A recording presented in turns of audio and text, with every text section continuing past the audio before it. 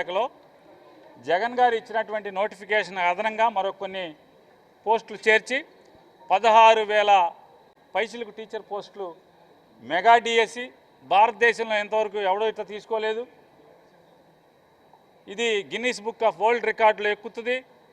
16,000 teacher పోస్టులను మేము recruit చేశాం అని చెప్పి గొప్పగా డప్పాలు కొట్టుకుని ఈ ప్రభుత్వం తీరా ఉద్యోగాలు వచ్చి అన్నీ అయిన తర్వాత ఇవాళ మెల్లగా చూస్తే దాని నిండా రంధ్రాలే, దాని నిండా తప్పులే.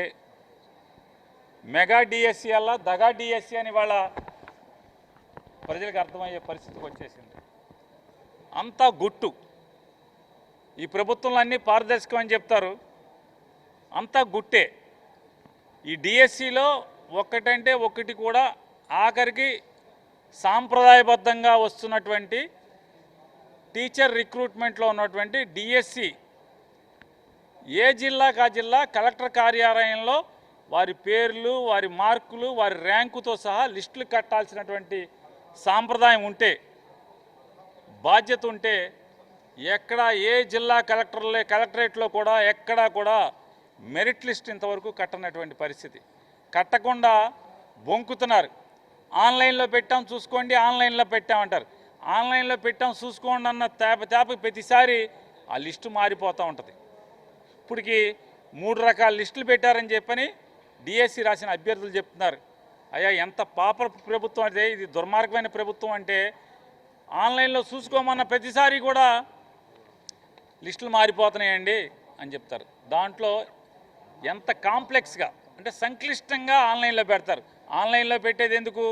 అత్యంత పారదర్శకంగా, చదువు పెద్దగా రానివాడికి కూడా చూసుకుంటే అర్థమయ్యే పరిస్థితిలో ఉండాలి. అంటే డిఎస్సి ఎగ్జామ్ రాసినటువంటి పిల్లలు కాదు, పిల్లల యొక్క తల్లిదండ్రులు కానీ తాత ముత్తాతలు ఎవరు చూసినా కూడా అర్థమయ్యే పరిస్థితిలో ఉండాలి. మా పిల్లోడికి ఎన్ని మార్కులు వచ్చినాయి, మా మనవరాలకి ఎన్ని మార్కులు వచ్చినాయి, ఏ ర్యాంక్ వచ్చింది, ఏ క్యాస్టు ఏ కేటగిరీలో మా వాడికి పోయింది, సీటు తన్నింది, ఉద్యోగం తన్నింది, ఎందుకు ఉద్యోగం వచ్చింది, ఎవరికి అర్థం కాదు. అంటే ఇది ఎట్లా ఉందంటే, భారతదేశంలో గూడ్స్ అండ్ సర్వీస్ ట్యాక్స్ అని ఒక చట్టం ఉంది. అసలు మామూలు దాంట్లో పనిచేసేటువంటి ఉన్నతాధికారులు కూడా ఆ చట్టం తెలియదు. జిఎస్టీ చట్టం అనేది ఎంత కాంప్లెక్స్గా ఉంటుందంటే, ఎంత సంక్లిష్టంగా ఉంటుందంటే ఆడిటర్లకు అర్థం కాదు, దాంట్లో పనిచేసే ఉద్యోగస్తులకు అర్థం కాదు. అట్లాగే డిఎస్సి కూడా లోకేష్ నాయుడు గారికి తప్పితే అసలు ఎవరికి అర్థం కాదు. ప్రిన్సిపల్ సెక్రటరీకి కూడా అర్థం కాదు. ఐఏఎస్ ఆఫీసర్ అయినటువంటి విద్యాశాఖ ముఖ్య కార్యదర్శికి కూడా డిఎస్సి గురించి అర్థం కాదు. ఎందుకు అర్థం కాదంటే, నిన్న కాక మొన్న ఒక విలేకరు గారు ఇద్దరు విలేకరులు అడిగారు, ఏమండి స్పోర్ట్స్ కోటా ఏంటని. అది నాకు తెలియదు, ఆయన దగ్గరికి వెళ్ళి అడగండి అంటాడు. రిక్రూట్మెంట్ ఏమో విద్యాశాఖ అధికారి చేశారు, విద్యాశాఖ డిపార్ట్మెంట్ చేసింది. దాని ముఖ్య అధికారి అయినటువంటి ఐఏఎస్ ఆఫీసర్ గారు స్పోర్ట్స్ కోటా నాకు తెలియదు, అక్కడికి వెళ్ళమంటున్నాడు. చూడండి, అంటే జిఎస్టీ చట్టం అనేది, GST goods and service tax చట్టం ఎంత సంక్లిష్టంగా ఉంటుందో ఈ డిఎస్సి రిక్రూట్మెంట్ మెగా డిఎస్సి కూడా అంతే సంక్లిష్టంగా ఉంటుంది. ఎంత సంక్లిష్టం అంటే, ఆ విద్యాశాఖ ఉన్నతాధికారి టాప్ మోస్ట్ ఐఏఎస్ ఆఫీసర్ అయినటువంటి ఆయన కూడా స్పోర్ట్స్ కోటా నాకు తెలియదు, ఆ తలుపు కొట్టండి, ఆ బిల్డింగ్లోకి వెళ్ళి అక్కడ అడగండి అంటున్నాడు. అందుకనే వారి సలహా మేరకు లోకేష్ గారు, ముఖ్యమంత్రి గారి కొడుకు లోకేష్ గారు, డిఫాక్టో చీఫ్ మినిస్టర్ గారి యొక్క శాఖ ముఖ్య అధికారి సలహా మేరకు సమాచార హక్కు చట్టం కింద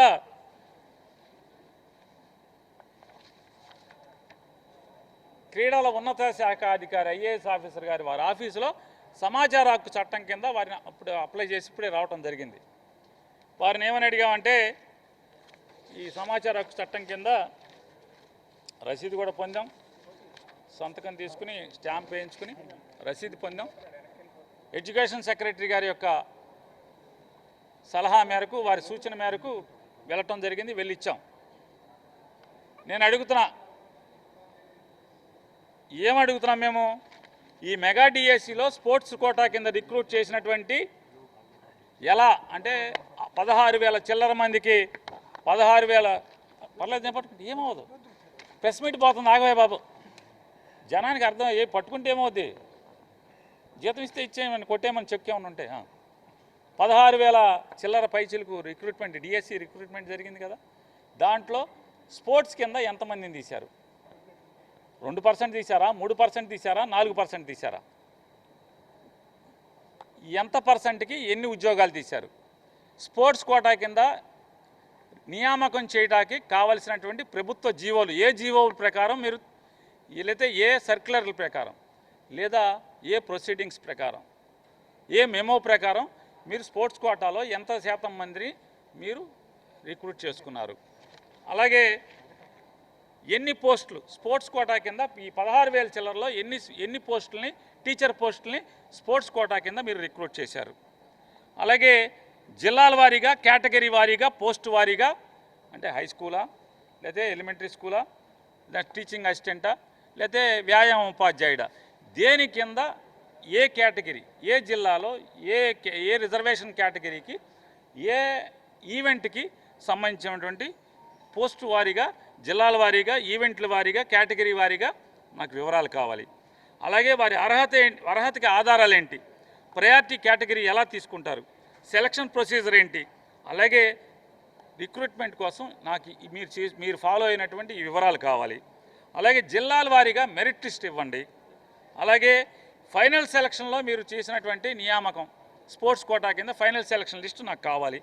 అలాగే క్యాండిడేట్ వారీగా స్పోర్ట్స్ కోటాలో వారి ఫైనల్ లిస్టు, అంటే 1+1 1+2 అని చెప్తున్నారుగా వారు, ఇవాళ ఎక్కడో చెప్తున్నారు, అర్థం కాలేదు వీళ్ళకి, వైసీపీ వాళ్ళకి, చాలామందికి ఉద్యోగాలు రాని వాళ్ళకి. మేము వర్టికల్ హారిజాంటల్ అనేది చెప్తూ 1+1ని తీసాం, వీళ్ళకి అర్థం కాలేదు. అలాగే మీరు 1+1 1:1 ఫైనల్ ఏమేమి సెలెక్ట్ చేశారో వారి పేర్లు ఏంటి, ఆ కేటగిరీ వివరాలన్నీ కావాలని చెప్పన్నాం. అలాగే స్పోర్ట్స్ అచీవ్మెంట్, వాళ్ళు అచీవ్ చేసినటువంటి స్పోర్ట్స్ సర్టిఫికెట్లు ఏ సంస్థ ఏర్పాటు చేసినటువంటి లేదా కండక్ట్ చేసినటువంటి ఈవెంట్స్లో జాతీయ స్థాయా, అంతర్జాతీయ స్థాయా, లేకపోతే దేశ స్థాయా, లేదా ఎలా నేషనల్ ఛాంపియన్షిప్పా, జిల్లా స్టేట్ ఛాంపియన్షిప్పా, లేదా ఏ ఈవెంట్స్లో లేదా గ్రూప్ ఈవెంట్స్లోనా, ఎలా దేని కింద మీరు సర్టిఫికేట్లను వెరిఫై చేశారో ఆ వెరిఫికేషన్ రిపోర్ట్సు, సెలక్షన్ ఆధారంగా చేసినటువంటి ఆధారాలన్నీ కూడా కావాలని చెప్పి అడిగాం. అలాగే ఈ స్పోర్ట్స్ కోటా కింద 16,000 చిల్లర మందిలో కొంతమందిని ఎవరైతే రిక్రూట్ చేశారో మీరు, దానికి సెలక్షన్ కమిటీ ఒకటి ఉంటుంది కదా, ఎవరెవరు ఏ సర్టిఫికెట్ ముందు, ఏ సర్టిఫికెట్ వెనకాల ప్రభుత్వం ఈ తయారు చేసినటువంటి, అంటే జల్లెడ బట్టి వడగట్టి ఫైనల్ లిస్టు లేదా 1:1 లిస్టు స్పోర్ట్స్ కోటాలో తయారు చేసినటువంటి ఆ కమిటీ పెద్దలు ఎవరున్నారో, ఆ కమిటీ ఎవరెవరు, వారి అర్హతలేంటి, వారిని ఎలా నియామకం చేశారో ఆ వివరాలు కావాలని అడిగాం. అలాగే స్పోర్ట్స్ కోటా కింద ఎవరిని రిజెక్ట్ చేశారు, ఎందుకు రిజెక్ట్ చేశారు, వారికి అనర్హత ఏంటి కూడా క్యాండిడేట్ వారీగా, క్యాండిడేటు రిజెక్ట్ చేసిన వాళ్ళ క్యాండిడేటు వాళ్ళ అనర్హత ఏంటి, ఈ వివరాలన్నీ కూడా మాకు కావాలని అడిగాం. అలాగే ఇంతవరకు ఈ డిఎస్సి మీద ఈ టీచర్ల నియామక ప్రక్రియలో అభ్యంతరాలు ఏం నమోదైనవి, ఎవరెవరు అభ్యంతరాలు ఇచ్చారు, ఆ ఫిర్యాదులేంటి, రిక్వెస్ట్లేంటి, అభ్యర్థనలేంటి, వాటిని మీరు పరిశీలించి మీరు ఆమోదించారా, లేదా పాజిటివ్గా కన్సిడర్ చేశారా, రిజెక్ట్ చేశారా, ఆ వివరాలన్నీ కూడా కావాలని చెప్పని మొత్తం అడిగాం. అలాగే విద్యాశాఖ ముఖ్య కార్యదర్శి గారికి కూడా సమాచార హక్కు చట్టం కింద అసలు మీరు ఈ డిఎస్సి రిక్రూట్మెంట్ చేయటానికి కావలసినటువంటి ప్రభుత్వ అనుమతులు,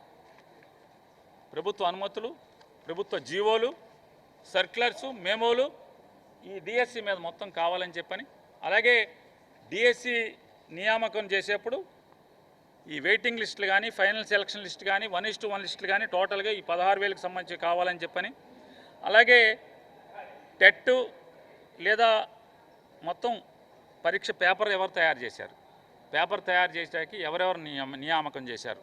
ఎందుకంటే ఇవాళ రేపో మాపో ఎగ్జామ్ లేదు కదా, వచ్చే నెల ఎగ్జామ్ కాదు కదా, ఆల్రెడీ ఈ ప్రక్రియ అంతా కూడా పూర్తయిపోయి, కర్మకాండలన్నీ పూర్తయిపోయి ఛానల్ అయింది కదా.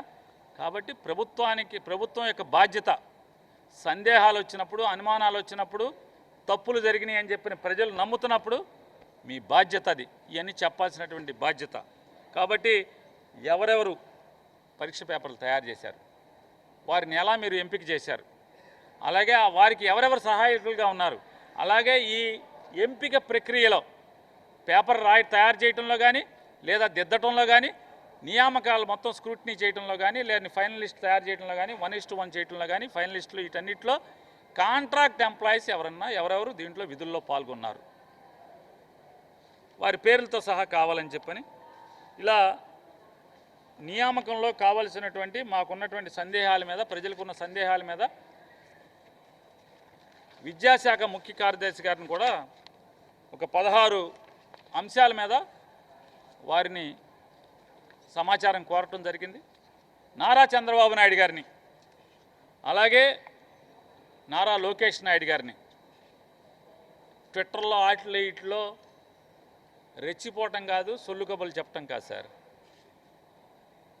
మీ ప్రభుత్వానికి చిత్తశుద్ధి ఉంటే మీరు తప్పులు చేయలేదు పాపాలు చేయలేదు అనేటువంటిగా స్పోర్ట్స్ కోటా అంటే బయట బాధితులు చెప్పేది ఏంటంటే 2024 సెప్టెంబర్ 19వ తారీఖున పాత స్పోర్ట్స్ కోటా 2019లో ఉన్నటువంటి స్పోర్ట్స్ కోటా రిక్రూట్మెంట్ ఉన్నటువంటి జీవోని మార్పులు చేసి 29 ఆటల పోటీల నుంచి 67 ఆటలుగా ఎంపికలో తీసుకోవాల్సినటువంటి ఆటల్ని 67గా మార్పు చేస్తూ 2% ఉన్నట్టు దాన్ని 3%కి మారుస్తూ అలాగే కాంపిటీటివ్ ఎగ్జామ్తో పని లేకుండా నియామకం చేయొచ్చు అని జీవో ఇవ్వటం అనేది ఆ రోజు జరిగింది.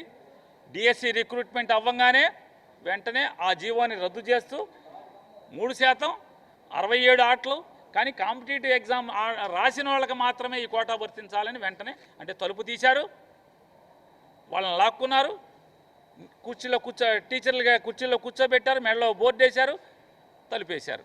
ఎవడొచ్చినా మళ్ళీ ఎగ్జామ్ నుంచి రావాలంటున్నారు. వాళ్ళ బాధితులు డిఎస్సి బాధితులు అంటే ఎవరెవరైతే ఈ అన్యాయం జరిగినటువంటి బాధితులు మొరేంటంటే యువగళంలో ఎవరెవరైతే చాలామంది పాల్గొన్నారో లోకేష్ అమ్మట నడిచారో వాళ్ళలో చాలామందికి ఆయన వాళ్ళ హెరిటేజ్ కంపెనీలో ఉద్యోగాలు ఇచ్చినంత తేలికగా డిఎస్సిలో కూడా ఉద్యోగాలు ఇచ్చేశాడు. అందుకోసమే పరీక్ష అంటే చూడండి ఎగ్జామ్ లేకుండా అంటే డిఎస్సి కానీ టెట్ కానీ ఎగ్జామ్ రాయకుండా స్పోర్ట్స్ కోటా కింద ఆ స్పోర్ట్స్లో ఏంటి అంటే నేను మొన్నటిదాకా ఏమనుకున్నానంటే ప్యాకాట్ పెడితే ఎమ్మెల్యేలు ఒప్పుకోరనుకున్నాను. ప్యాకాట్లో స్పోర్ట్స్ అంటే మెరిట్ వాళ్ళని ప్యాకాట్ పోటీలు పెట్టి దాంట్లో తీసుకుంటే ఎమ్మెల్యేలు ఒప్పుకోరు. మాట నువ్వేట తీసుకుంటావా లోకేష్ చంద్రబాబు నాయుడు గారు అని ఆపారేమనుకున్నా. తీరా జీవో చూస్తే ఆ కొత్త జీవోలో 40వ ఆట బ్రిడ్జి ప్యాకాట దాన్ని కూడా వదల్లా.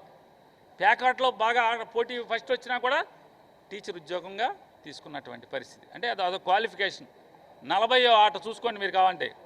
బి కేటగిరీలో 40వ ఆట బ్రిడ్జి. బ్రిడ్జ్ అంటే ఏంటి? పేక మొక్కలతో ఆడేటువంటి ఆట బ్రిడ్జి. దానిలో బాగా తర్ఫీదు దాని నైపుణ్యం చూపించినా కూడా టీచర్ అయిపోవచ్చు. ఎంత పనోళ్ళండి మీరు అసలు లోకేష్ గారు, మీ ప్రభుత్వం ఎంత పనోళ్ళు అంటే నీకు నచ్చిన వాళ్ళకి ఉద్యోగం. ఎంత దుర్మార్గం అంటే ఊళ్ళో 2 ముఠాలు కక్షలు కట్టి వాళ్ళు చంపుకుని అంతకుముందు వాళ్ళ నాన్న నీళ్లు చంపుతారు, వీళ్ళ నాన్న నీళ్లు చంపుతారు. దాన్ని వైఎస్ఆర్ కాంగ్రెస్ పార్టీకి రుద్ది వాళ్ళ ఇంట్లో వాళ్ళకి ఉద్యోగాలు ఇచ్చాం, మేము మా వాళ్ళని చంపేస్తే ఉద్యోగాలు ఇచ్చాం. ఈ హెరిటేజ్లో ఎందుకు ఎవరు గవర్నమెంట్లో ఉద్యోగాలు ఇవ్వటం ఏంటి మీ పార్టీ వాళ్ళకి? మీకు చేతనైతే నిజంగా వైఎస్ఆర్ కాంగ్రెస్ పార్టీ వాళ్ళే ఆ మర్డర్ చేసి ఉంటే ఉరిశిక్ష వేయించండి. మీ ప్రభుత్వంలో కేసులు వాదించి మీ పోలీసులతో సాక్ష్యాధారాలను గట్టిగా బిగించి ఉరిశిక్ష వేయించండి. గవర్నమెంట్లో ఉద్యోగాలు ఏంటి? రాజకీయ కక్షలు అంటున్నారు మీరు. మేము అది కూడా కాదు, మీ పార్టీలోనే 2 ముఠాల కక్షలు అయ్యి 2 కుటుంబాల కక్షలు దానికి రాజకీయ రంగు పులిమి వాళ్ళని అడ్డం పెట్టి వాడుకుని సుగాలి ప్రీతి మరణాన్ని వాడుకున్నట్టుగా రాజకీయానికి వాడుకుని వాళ్ళ మర్డర్ని వాళ్ళ శవాల్ని మీరు మోసేసి హెరిటేజ్లో ఎందుకు ఉద్యోగం ఎవరో? హెరిటేజ్లో పనికిరాడు. ఎందుకని? హెరిటేజ్లో పని చేయాలంటే మాది బుర్ర ఉండాలి, బాగా పని చేయాలి. ఎవడబడితే ఆయన కూర్చోబెడతాకి గవర్నమెంట్ ఆఫీస్ ఖాళీగా ఉంది, మీకు తేరగా వచ్చింది, అది అయిపోయింది. ఇవాళ బరి తెగించి స్పోర్ట్స్ కోటాలో చదువు సంధ్యాలు లేకుండా పరీక్షలు పాస్ అవ్వకుండా చూడండి ఎంత నిజంగా బాగా చదువుకుని డిఎస్సిలో అహోరాత్రులు చదువుకుని బీఈడీ చదువుకుని టెట్ రాసి టెట్లో టాప్ వచ్చి అలాగే డిఎస్సిలో టాప్ వచ్చి వీళ్ళును మీ కార్యకర్తలు ఒకటైపోయారు కదా. ఎంతమంది కార్యకర్తలు మీరు దొడ్డిదారిన స్పోర్ట్స్ కోటాలో మీరు ఉద్యోగాలు ఇచ్చేశారు? చెప్పరా ఈ సమాజానికి? చెప్పాలి కదా. ఇంత డిఎస్సి పేరుతో ఇంత దిక్కుమాలిగా ఇంత దౌర్భాగ్యంగా నీచానికి ఒడిగట్టి ఈ రకంగా చేస్తే అంటే పేనుకు పెత్తనం ఇస్తే తలంతా గురికి పెట్టిందని వెనక సామెత ఉంది. అట్టా మీరు ముగ్గురు కలిసి జగన్మోహన్ రెడ్డి గారిని విషం చిమ్మి ప్రజలు మీకు అధికారాన్ని ఇస్తే మీరు చేసే పని అంటే ప్రజలు తల గొరిగొదులు పెడుతున్నారు మీరు. సార్ 1 year అయింది, ఎగ్జామ్స్ జరిగినాయి, టీచర్ డిఎస్సి అయిపోయింది, వాళ్ళందరూ కూడా టీచర్లుగా చేస్తారు. 1 year తర్వాత ఎందుకు వివాదం అవుతుంది ఈ డిఎస్సి ప్రక్రియ? సార్ ఎప్పుడు కూడా నిజం నిలకడ మీదే తెలుస్తుంది. నిజం నిలకడ మీద తెలుస్తుంది. సంవత్సరం తర్వాత తెలిసింది, తప్పు ఒప్పు అవుతుందా అని అడుగుతున్నాను. మీరు చెప్పండి. సంవత్సరం తర్వాత నిజం తెలిసింది, దొంగతనాలు జరిగినాయి, డిఎస్సిలో తప్పులు జరిగినాయి, దొంగతనంగా ఉద్యోగాలు వేశారు, పేపర్ అవుట్ అయింది. మరి ఎందుకు మీరు సంవత్సరం తర్వాత అది ఒప్పు అవుతుందా అని అంటున్నాను. అంటే సార్ ఇప్పుడు కదా, అలా కాదు గురుగారు, మీరు విలేకరు గారే, నేను మీ ఛానల్లోకి వచ్చి నేను దొంగతనం చేసి వచ్చాను, సంవత్సరం తర్వాత 2 ఏళ్ల తర్వాత నాని గారు దొంగతనం చేశాడని తెలిసింది, అది ఒప్పు అవుతుందా అని అంటున్నా, దొంగతనం అవదా అని అన్నా. అంటే సంవత్సరం వరకు పట్టింది సార్ దానికి బయట తీయడానికి? నిజం బయట సంవత్సరం కాదే 10 ఏళ్ళు అవుద్ది. తప్ప కాదా చెప్పండి మీరు. సార్ నేను అడిగా దాన్ని తప్ప కాదా అంటే మీరు నేను తప్పు అంటాం అనేది ఎలా మాట్లాడతావే సంవత్సరంతో అప్పుడే మాట్లాడాలంటారా? ఎప్పుడు ఎవడు ద్రోహం చేసినా, ఎవడు తప్పుడు పని చేసినా, ఎన్నాళ్ళ తర్వాత అయినా ప్రభుత్వంలో ఉన్నాడు తప్పు చేస్తే ఎప్పటికైనా అదే కదా. ఇప్పుడు ఇవాళ హత్య చేస్తారండి, 10 ఏళ్ల తర్వాత శిక్ష వేస్తారు అంటే ఆలస్యం అయిపోయింది అనేది. తప్పుని ఎప్పుడు తెలుసుకుని ఎప్పుడు నిజం బయటకు వచ్చి నిలదీయటానికి ఈ ప్రజలకు హక్కు ఉంది. ప్రజాస్వామ్యంలో చాలా మంది ఎంపికైన వాళ్ళు కేవలం మేము పారదర్శకంగా మేము ఎగ్జామ్స్ రాసాము, పారదర్శకంగా ఎంపిక. నేనేమన్నానంటే నారా చంద్రబాబు నాయుడికి దమ్ము లేదు, లోకేష్ నాయుడికి దమ్ము లేదు.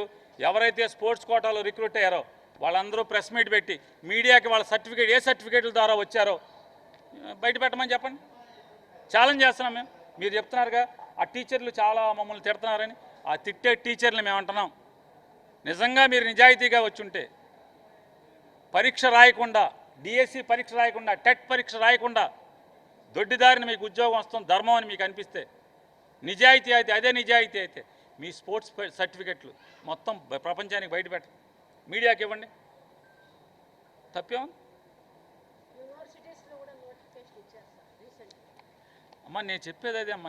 ఈ విద్యాశాఖ అనే ఆయన మంత్రి శాఖని గాలికి వదిలి తను తప్పుడు పనులు చేయడానికి మాత్రమే తన శాఖని ప్రభుత్వాన్ని వాడుకుంటున్న పరిస్థితులు మనం చూస్తున్నాం ఇవాళ. మిగతా విషయాలు మాట్లాడితే అసలు విషయం పక్కదారి పడుతుందని, కానీ ఇలా పాపాల చిట్టా మామూలుగా అసలు పెద్ద చిట్టా అది.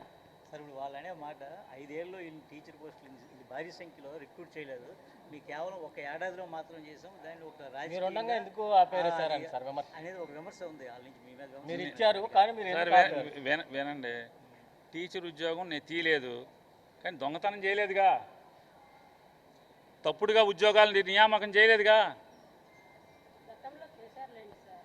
చేస్తే లోపల ఇయ్యమ్మా, ఎవరికి వేసారు వెళ్ళి పీకే ఉద్యోగాలని పీకేయం, ఆ పీకేలు పీకే ప్రభుత్వంలో నువ్వు ఉన్నావు కదా.